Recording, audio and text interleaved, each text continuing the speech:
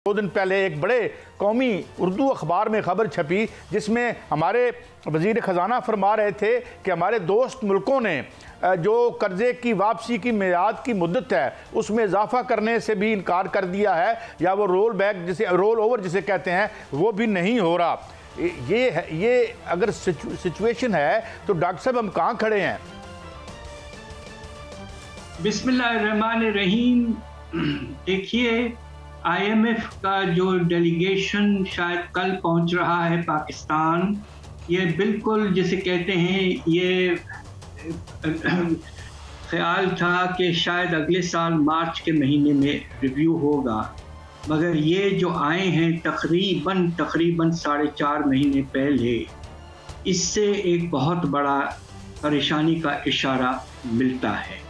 और वो इशारा वही है जो मुझे अफसोस से कहना पड़ रहा है कि कर्ज़ों की वापसी की रफ्तार जो हम कम करवाना चाह रहे थे, और आपको तो पता है कि इसमें सबसे बड़ा कौन सा मुल्क है जिससे हमें सबसे ज़्यादा कर्ज़े मिले हैं, वो रफ्तारी में कमी शायद अभी तक अग्रीमेंट हो नहीं पाया है।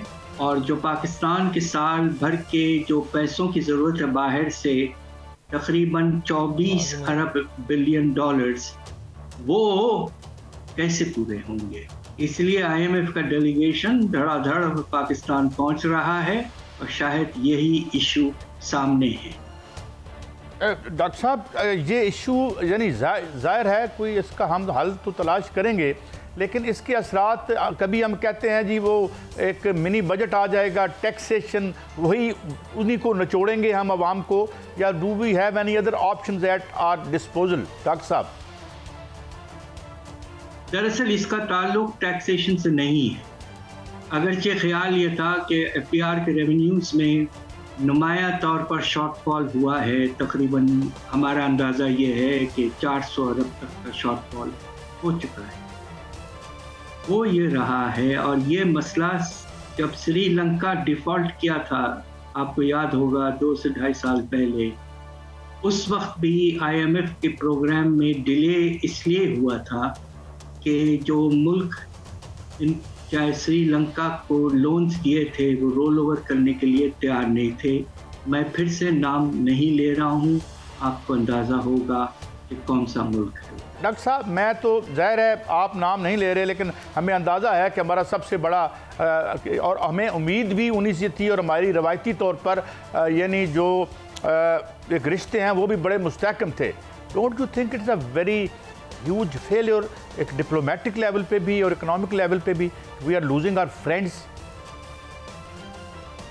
बात दरअसल ये है कि अब तो नाम लेना ही ज़रूरी हो गया है।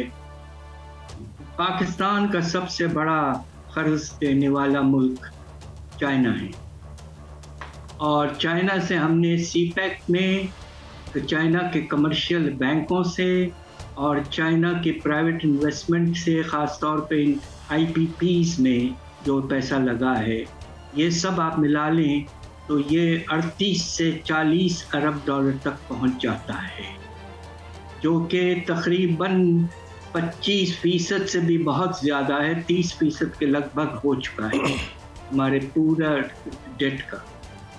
और अगरचे हमें चाइनीज़ लोन्स पे रोल ओवर नहीं मिलता है या कम मिलता है, तो हमारी फाइनेंसिंग रिक्वायरमेंट पूरी नहीं हो पाती है, इसलिए कि नए पैसे जो हैं पाकिस्तान को, नए लोन्स नहीं मिल रहे हैं। प्राइवेट सेक्टर जो इंटरनेशनल है उसने पाकिस्तान को लोन्स देना ख़त्म कर दिया है। इसलिए हमारे पाशा साहब, एक तरफ तो हमें आलमी जो इदारे हैं वो रोल ओवर नहीं कर रहे हमारा कर्जा, दूसरी जानिब IMF का वफ्द पाकिस्तान में आ चुका है, उन्होंने अपनी तारफी मीटिंग भी कर ली है। लेकिन सबसे बड़ी बात यह है कि जो हमारा हदफ टैक्सों का वसूली का टैक्सों का हदफ जो है वो पूरा नहीं हुआ, और उस पर तशवीश का इजहार किया है। आप क्या समझते हैं कि मिनी बजट जो है वो आएगा और महंगाई का तूफान मजीद आएगा? जी, मिनी बजट तो इसलिए लाना ज़रूरी है कि साल भर में जो कमिटमेंट FDR ने किया है कि 40% माशाअल्लाह रेवेन्यूज़ में इजाफा करेंगे, और 9,300 अरब से बढ़ाकर तकरीबन 13,000 अरब तक ले जाएंगे। ये एक बेपनाह एम्बिशियस टारगेट था। मैंने पहले दिन ही कह दिया था कि ये फीजिबल नहीं है। और अब पोजीशन ये है कि पहले 4 महीने में 40% जो टारगेट ग्रोथ है उसके बरक्स सिर्फ 25% ग्रोथ हुई है। 15% शॉर्टफॉल हो रहा है और बढ़ता जा रहा है। जिस रफ्तार यानी सर 192 अरब रुपए का शॉर्टफॉल है, तो 500 अरब रुपए के कहा जा रहा है कि नए जो टैक्स लगेंगे, तो 500 अरब रुपए के टैक्स जो वसूल किए जाएंगे वो तो आम आवाम से वसूल किए जाएंगे, और 192 अरब रुपए का शॉर्टफॉल भी है। नहीं, अब भी आर के कैलकुलेशंस गलत हैं। मैं आपको बता रहा हूँ, जिंदगी गुजरी है इन चीज़ों में। शॉर्टफॉल ज़्यादा है, कम बताया जा रहा है। 400 अरब तक हो चुका है और ख़तरा ये कि 1000 अरब से भी ज़्यादा साल के एंड तक हो जाए। और मैंने तो मजाक में टीवी प्रोग्राम में ये भी कहा है, आप मुझे बात करने दें जी प्लीज, कि मिनी बजट के बजाय अफसोस से कहना पड़ रहा है कि मैक्सी बजट लाना पड़ेगा। समझ गए आप इशारा? नहीं सर, जरा प्लीज एक्सप्लेन कर दें हमारे नाज़रीन के लिए। बहुत बड़ा मिनी बजट लाना पड़ेगा साल भर का रेवेन्यू लॉस को पूरा करने के लिए। और दूसरी तरफ 2 चीज़ें बड़ी परेशान कुन हो चुकी हैं। एक तो ताजिर दोस्त स्कीम के तहत साल का टारगेट था 50 अरब, तकरीबन ना होने के बराबर हुआ है। बिल्कुल फेल हो गया बिहार ताजरों को टैक्स नेट में लाने से। दूसरी तरफ अक्टूबर के आगाज से जनवरी की बिगनिंग में ये एग्रीमेंट था कि एग्रीकल्चरल इनकम टैक्स 4 प्रोविंसेस में नुमाया तौर पर आ जाएगा और उसका जो टैक्स रेट होगा वो नॉन एग्रीकल्चरल इनकम जितना ही होगा। अभी तक कोई एक प्रोविंस ने तैयारी नहीं की है और इसके इम्कानात बहुत हाई हैं कि जनवरी के बिगनिंग में 4 प्रोविंसेस लेजिस्लेशन नहीं लाएंगे और इससे एक बहुत बड़ा शॉर्टफॉल होगा हमारा IMF प्रोग्राम के स्ट्रक्चरल क्राइटेरिया में। तो लिहाजा इस वक्त फिस्कल साइड पे परेशान कुन हालात हैं, मगर मैं फिर से कहूँगा कि ये वो मार्च तक इंतज़ार कर लेते। इंतज़ार ना करने की वजह शॉर्टफॉल है आपके rollovers of external debt में। और सर जो आप कह रहे हैं बड़ा मिनी बजट आएगा, तो उसमें क्या क्या होगा? क्या टैक्सेस नए लगेंगे? टैक्सेस की शरह बढ़ाई जाएगी? क्या होगा सर उसमें? बात दरअसल ये है कि आपको कोशिश तो करना चाहिए कि नए रास्ते ढूंढें। और सबसे बड़ा गैप जो इस वक्त पाकिस्तान में रह गया है एग्रीकल्चरल इनकम के अलावा, वो तो होलसेल और रिटेल ट्रेड था, वहाँ आप फेल हो गए।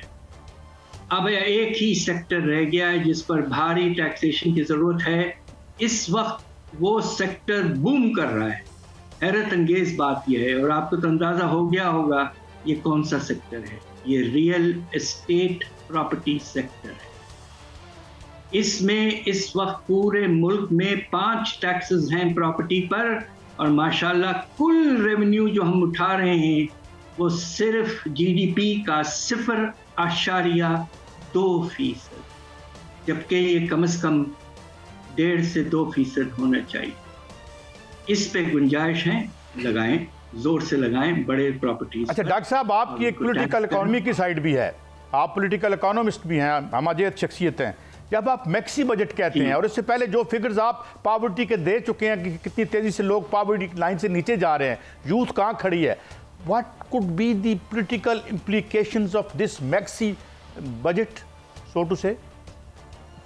खुदा न खास्ता देखिए, अगर आम चीज़ों पर आप लगाएंगे, खाने पीने के अशिया पे लगाएंगे, पेट्रोल पे लगाएंगे, इस तरह की चीज़ों पर आप लगाएंगे, कुछ बेसिक इंपोर्ट्स पे भी लगाएंगे, तो मुझे बड़े अफसोस से कहना पड़ता है कि हमारे अवाम जो हैं बेचारे पिस चुके हैं। इस वक्त पाकिस्तान में 11 करोड़ लोग 24 करोड़ में से गरीब हो चुके हैं।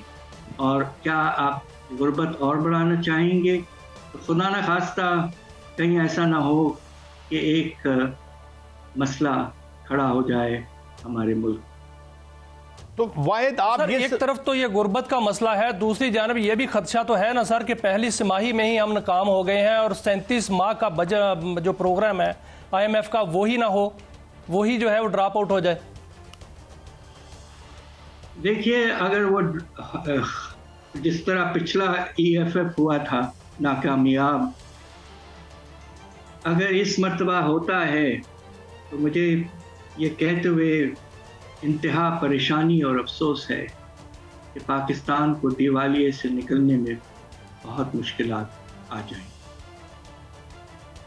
डॉक्टर साहब, ये हम देख चुके हैं श्रीलंका में जो अवाम के साथ हुआ या और जगहों पे हुआ, तो क्या इसकी पेशबंदी, कोई realisation on the part of those who are at the helm of affairs, you see they are serious, या उन्हें अंदाज़ा भी है वो, और आप कह रहे हैं कि वो फिगर फजिंग कर रहे हैं? देखिए, बात यह है कि अफरात-ए-ज़र की रफ्तार जो कह रहे हैं कि 7% पर गिर चुकी है, बड़े अफसोस से हम सब की ज़िंदगी गुजरी है। पिछले 35 साल से हम पाकिस्तान पे रिसर्च कर रहे हैं, कुछ अर्सा हुकूमत में भी रहे। देखिए, विद ऑल ड्यू रिस्पेक्ट्स, जो असल प्राइस इंडेक्स है वो हमारा सेंसिटिव प्राइस इंडेक्स है और वो वाज़े तौर पर अभी भी बढ़ रहा है और 12 से 13% की रफ्तार से बढ़ रहा है। और पिछले 2 लेकिन सर, हुकूमत क्यों ये दावा कर रही है कि जो महंगाई की रफ्तार है वो कम हो गई है, महंगाई कम हो गई है, सिंगल डिजिट पे आ गई है, हम जो है मुस्तहकम हो गए हैं? फिर हुकूमत के दावे कहाँ पे हैं? क्या हुकूमत जो है वो गलत बयानी कर रही है? हुकूमत माशाल्लाह नहीं शायद कर रही है, मगर पाकिस्तान ब्यूरो ऑफ स्टैटिस्टिक्स जो है वो माशाल्लाह बड़ी खूबी से इन्फ्लेशन रेट बता रहा है।